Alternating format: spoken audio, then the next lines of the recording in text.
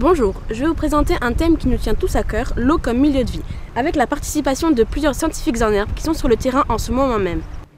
L'eau des océans s'évapore et forme des nuages qui sont poussés en direction des montagnes par le vent. Selon la température, il pleut, il grêle ou il neige. La fonte des neiges crée des cours d'eau, des lacs de montagne et des nappes phréatiques. Petit à petit, l'écoulement des eaux vient grossir la rivière principale. Avant d'arriver à l'océan, ces rivières donnent vie à des milieux particuliers comme la forêt, les pelouses alpines et les tourbières. Retrouvons maintenant nos scientifiques qui vont nous présenter une rivière. Qu'est-ce que vous pêchez? Je pêche les truites Farion. Mais la truite, elle peut vivre dans l'eau Ness? Oui. Nous allons prouver que la truite peut vivre dans le Ness. Ivan Bernet, hydrobiologiste.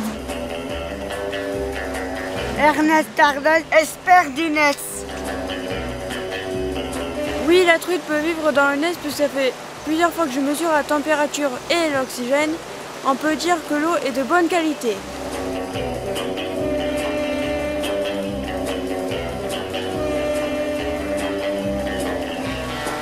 Attends, bonne pour la truite, ça veut pas dire potable.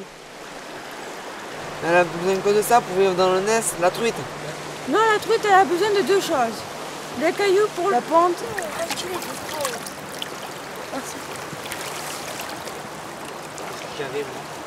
Des racines pour se cacher.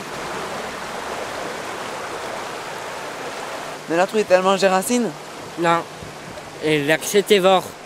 J'ai compris, des cailloux, des racines, des insectes, la vie rêvée des truites. Merci, maintenant j'ai tout compris. Et à vous, bisounours. Merci pour toutes ces explications et maintenant continuons avec la deuxième étape du cycle de l'eau. Découvrons sur le terrain avec nos équipes les berges de la Lasse, un milieu particulier peuplé d'espèces très étranges.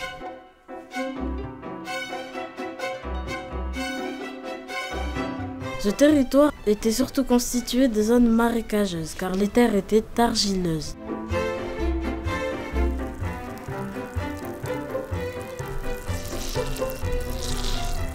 Dans les années 50 et 60, les agriculteurs ont drainé les terres pour les mettre en culture.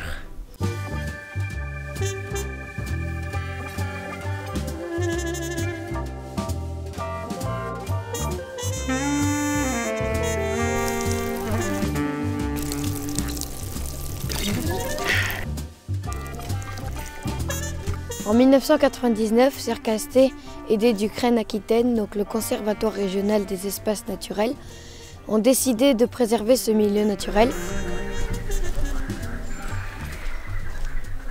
Nous allons vous parler de 3 espèces d'oiseaux différentes que l'on trouve sur les berges de la Lasse, car elles peuvent s'y nourrir de petits poissons et d'animaux aquatiques en abondance.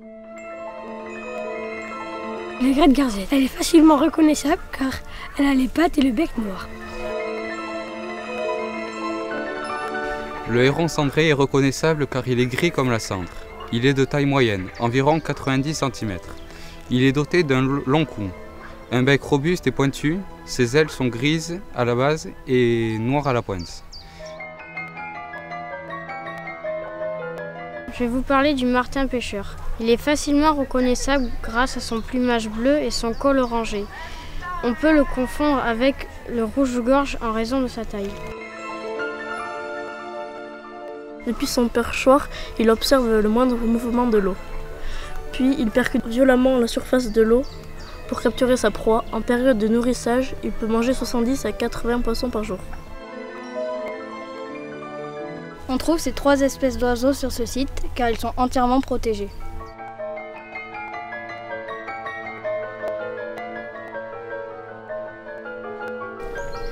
La libellule vit sa phase larvaire sous l'eau.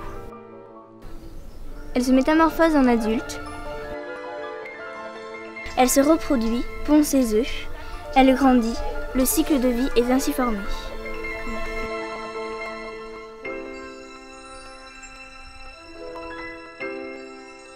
L'Anax empereur est l'une des plus grosses libellules d'Europe. Avec ses 12 cm d'envergure, elle impose sa loi à ses congénères. Les petits nymphes au corps de feu, appelés dragonflies par les Anglais, vivent leur phase larvaire exclusivement sous l'eau.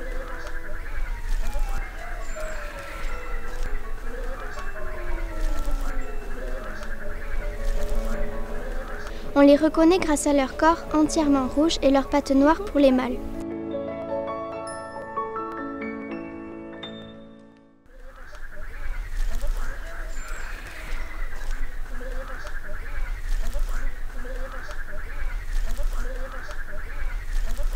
La tortue cistude peut facilement se reconnaître grâce à son corps noir, ponctué de taches jaunes, et à sa carapace peu bombée de couleur noire olive. La tortue mange des petits animaux morts, avec une préférence pour les poissons, des vers, des mollusques et des insectes aquatiques.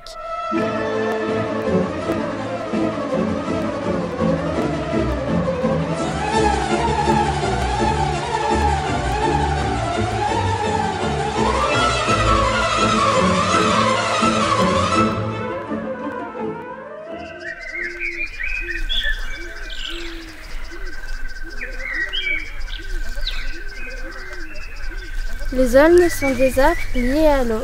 Ils sont reconnaissables grâce à leur tronc clair.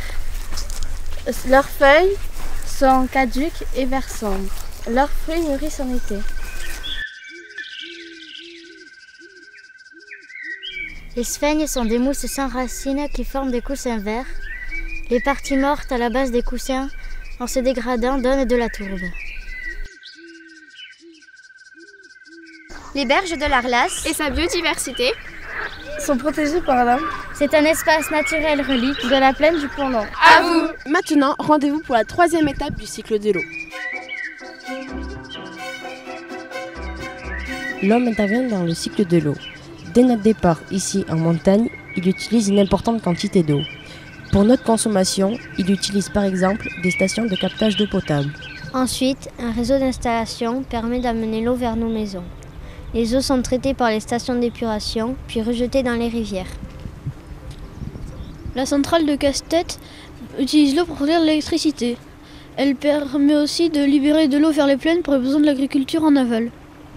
De par sa présence et ses aménagements, comme les digues, les barrages et les centrales, l'homme intervient souvent dans le cycle de l'eau. Voyons de ces aménagements avec notre équipe sur le terrain. Nous sommes ici sur la retenue collinaire du lac d'Arzac. Plus petite que le barrage d'Artous, cette retenue collinaire a été créée pour l'irrigation agricole. Pour les besoins de l'agriculture, l'homme a dû stocker une grande quantité d'eau. On creuse le lit de la rivière Ariou et avec la terre récupérée, on construit la digue. Derrière la digue, l'eau s'accumule et forme un lac. Pour maintenir la vie aquatique, on laisse un débit réservé. En fait, on laisse un écoulement qui correspond au débit normal de la rivière. Aujourd'hui, on trouve donc deux milieux différents, la rivière et le lac. Depuis quelques années, le plan d'eau est contaminé par une espèce végétale invasive appelée la jussie. En modifiant ce milieu, cette espèce a trouvé les bonnes conditions pour son développement. Venue d'Amérique du Sud, elle a évolué dans de nombreux petits plans d'eau français. Aujourd'hui, la jussie pose de graves problèmes pour la biodiversité.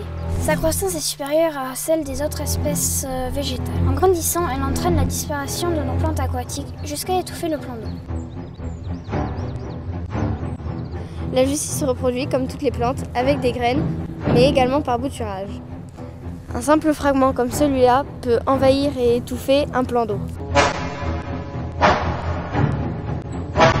Les retenues ou les barrages sont des milieux artificiels utiles à l'homme et à ses besoins, mais il est important de surveiller leur évolution au cours du temps. Alors pour finir, n'oublions pas que pour nos besoins d'eau, il y a dehors un équilibre fragile entre les milieux et les espèces qu'il nous faut connaître et protéger. Nous remercions également tous les participants et les intervenants qui ont aidé à la réalisation de ce film.